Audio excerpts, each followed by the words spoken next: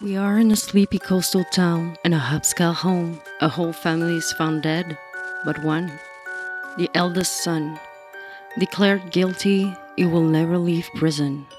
The house is sold, and the new owner will flee within a month, claiming a hunting. It will spawn a book, a motion picture, and a media storm. Over the next 50 years, nearly 100 films will be produced, and Amityville becomes a pop culture phenomenon. But this story doesn't start there, and this is far from the whole picture. To understand how a place becomes a legend, we have to look deeper and ask why some stories refuse to die. This is not a spooky YouTube retelling, not a Wikipedia page compilation, nor a quick AI search. This is the Amityville Archive, and no stone will be left unturned.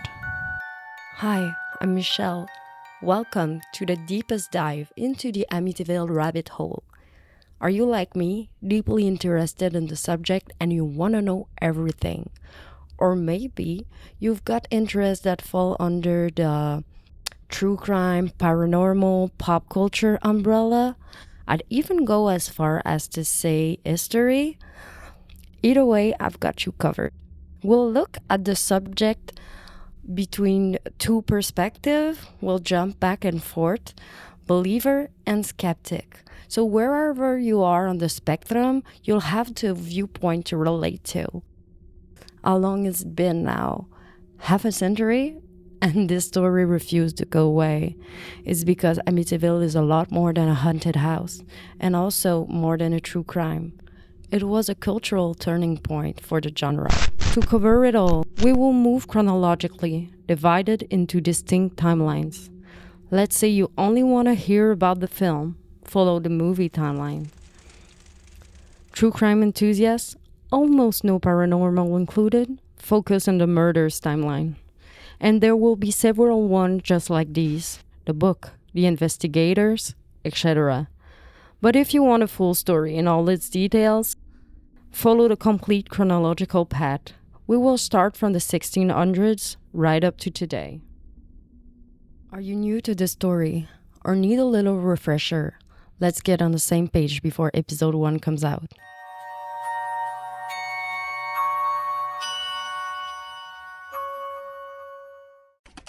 The 13th of November 74, Ronald DeFeo Jr., the man on the left, is believed to have murdered his parents and 4 siblings as they slept.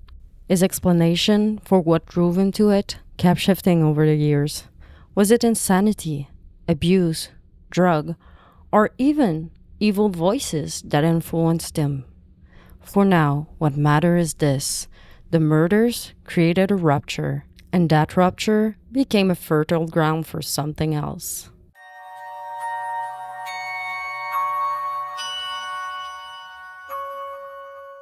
The 18th of December 75, a little more than a year after the murders, Katie and George Lutz moved into the house with their 3 children.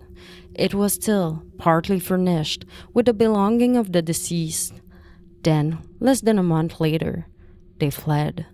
Strange sound, cold spot, personality changes, apparition, and an overall religious terror. Their story was told in the Amityville Horror book, becoming one of the most famous and controversial paranormal cases in history. The bestseller and the movie adaptation box office success are a testament to the widespread public interest at the time.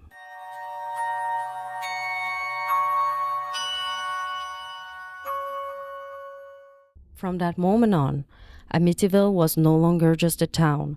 It became a horror landmark that would echo for years.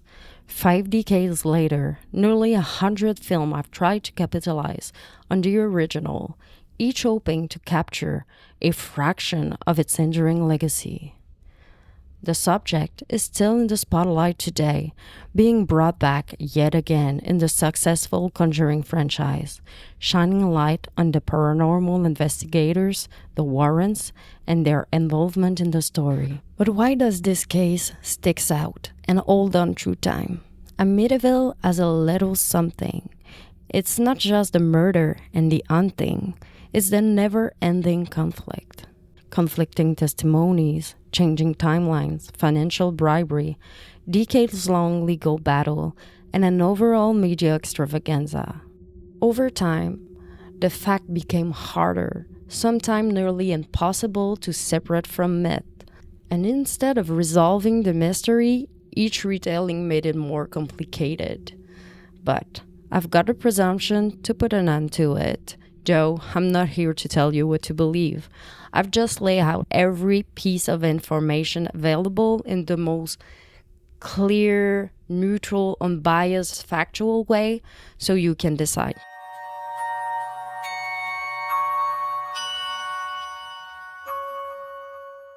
What is coming up in episode 1? Well, we'll start where no retelling does, on the land itself. You didn't tell me it was built on an Indian burial ground! Did anyone do anything involving an Indian burial ground? No, I did not violate an Indian burial ground. Hey, look what I found! Wow, authentic Native American remains. I'd put that back if I were you. You made disturbing a sacred burial site. The site is supposed to be located on an Indian burial ground, and I believe they actually had to repel a few Indian attacks as they were building it. Don't bury your son's body at the Indian burial ground, Stodge. Oh, don't worry about it. After all, it's not ancient tribal burial ground. It's just people. So, people, to understand why the murder and the hunting were, at some point, linked to claim about native burial ground or cursed piece of land, we have to begin much, much, much earlier. Starting with Native American history isn't a detour, it's the foundation. That means going further back than the murder in 74, further than the house, further than the town itself. Episode 1 begins before the colonization of Long Island. This is the part that is almost always erased. The indigenous people who lived and died on this land. This series doesn't attempt to speak for Native American, but to examine how their story have been represented within the Amityville myth building. So, the question is, do burial ground or cursed piece of land explain the horror that came later? Or have those ideas been shaped in part by maybe media, profit, and cultural guilt about how indigenous people were treated? That's where we start in episode 1. Head over to AmityvilleArchive.com to connect with us on social media so you won't miss any upcoming episode, and come back with me down to the Red Room.